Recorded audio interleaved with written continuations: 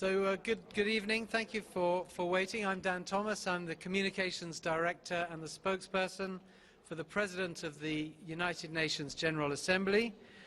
Thank you for coming to this media stakeout following today's informal dialogue of the General Assembly.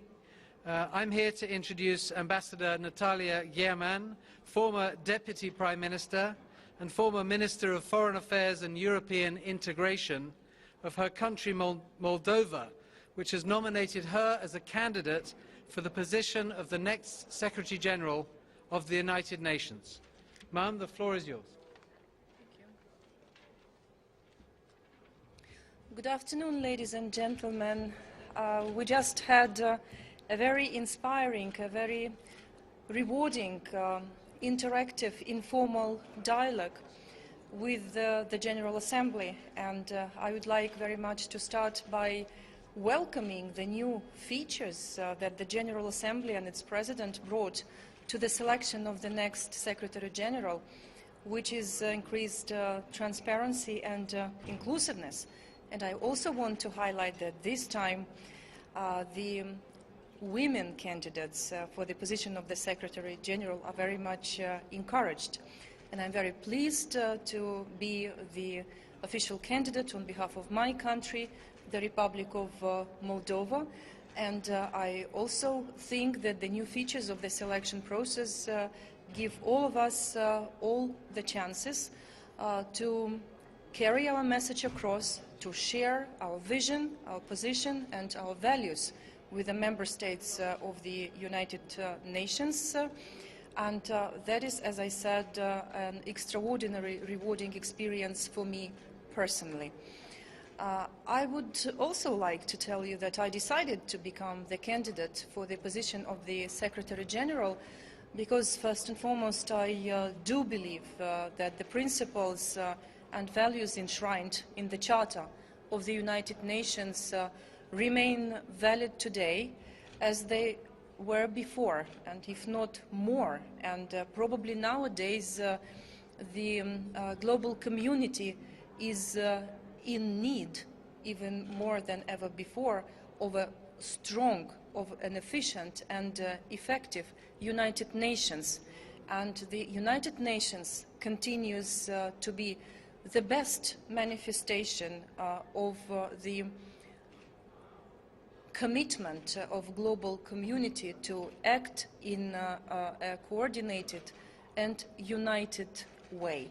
And there are so many challenges and so many threats, from eradicating poverty to respecting human rights and defending the scourge of war and international terrorism to saving our planet. And here we are, the United Nations. If it didn't exist, we would have had to invent it, obviously. And it takes nowadays a stronger United Nations to deliver on the purposes and expectations of our citizens. And I'm absolutely sure that the next Secretary General would have important tasks of continuing to reform the organization in order to deliver, making it stronger, performing better, in order to deliver on the expectations of the global citizens. So thank you very much. I'm looking forward to your questions. Now, Evelyn Leopold, your country has lost at least partial control over its eastern flank.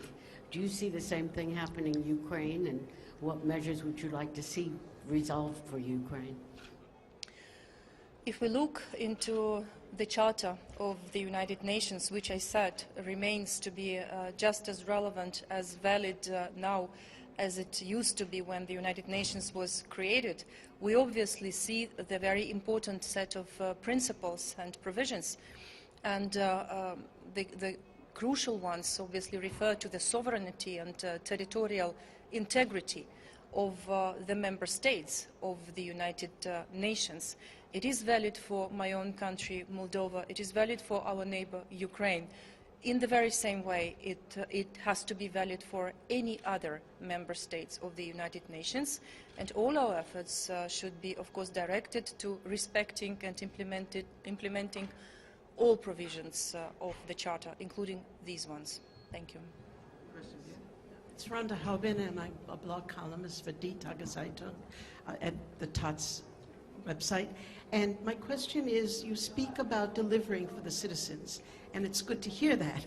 But my question is, have you had experience hearing from the debate of the citizens and that being helpful in your career in order to make some of the hard decisions and the complex decisions that need to be made in circumstances where government officials may not understand what is underlying and what the real problems are? Thank you.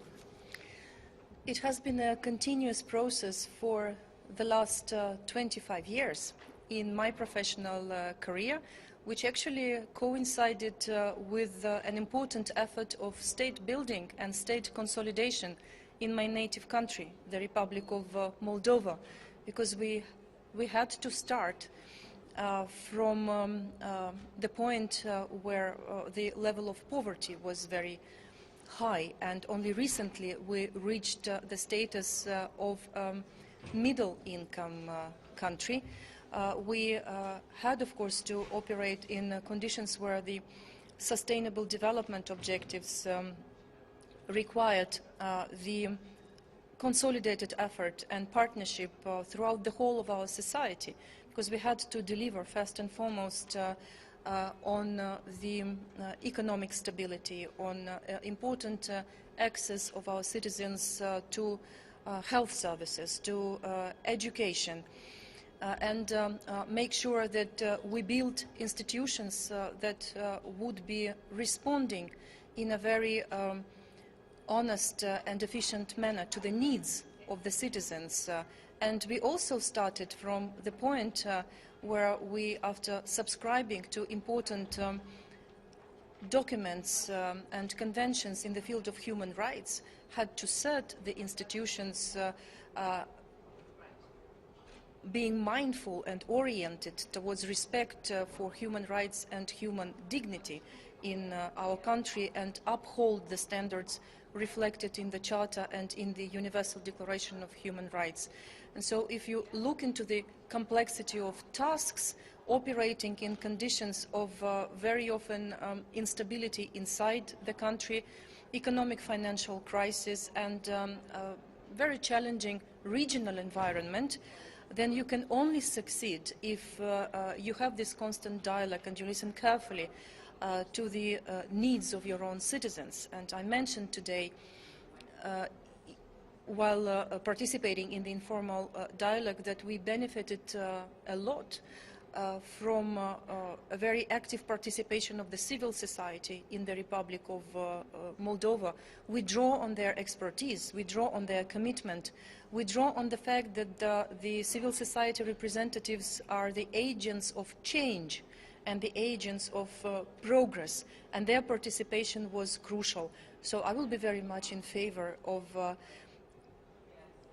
actually applying the same practice and the same attitude in the United Nations, provided that I'm elected the Secretary General of the organization, and building on the existing practices in the ECOSOC, for example. And actually right after our this press meeting, I will be going to participate in a debate organized by and with the civil society for a group of candidates for the position of the Secretary General. And I would not like to miss this, because this is extraordinarily enriching from my point of view, be it here at the global level or be it national or regional level. Thank you.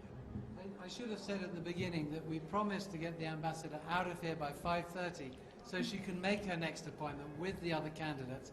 I think we have time for just one last question, and then we must let the ambassador go. So there's a question to this young lady here. Thank you, Ms. Gherman. I'm Oke Bebiak with the German press agency. During the hearing, you said that the next Secretary General needs to be the General of the Secretariat and the Secretary of the Member States. What does that look like in real life, especially given that so many times it seems that the Secretary General's hands are tied by Member States? And I could reiterate exactly what I said at the debate, because obviously you have to be both, and obviously that job requires very strong leadership skills. And apart from the leadership skills, you have to be a skillful team player, because the Secretariat is an important tool and instrument at the disposal of the Secretary General, and in order to deliver on the mandates that are entrusted to the Secretariat by the Member States, it has to perform very actively.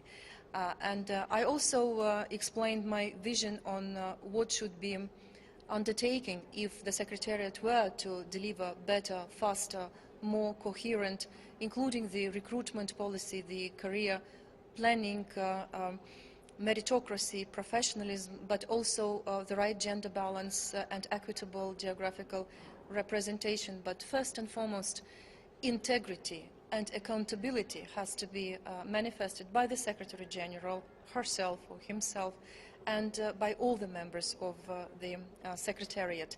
And we should never forget that the Secretary General has also an important role to play in ensuring connectivity and unity, which is a very important word, in the activity of the Security Council, the General Assembly, and all other bodies. And a good Secretary General should be the facilitator of that unity and enabling all the bodies, including the Security Council and the General Assembly, to act in delivering on the joint purposes. It has to be the purpose-driven exercise. We should never forget that the United Nations is an organization of the member states. So member states have their own expectations from the Secretary General and the Secretariat. And it takes a good Secretary General to listen to the member states, to consult with the member states, and to have their full trust before an important action, including the reform action, is being undertaken. It's all about the partnerships that are going to be created and the ownership that each would feel and have in this very sophisticated at times process. Thank you. Thank you very much. We did promise that we would let the ambassador leave. Thank you very much. On time to make her next meeting. Thank you very much indeed.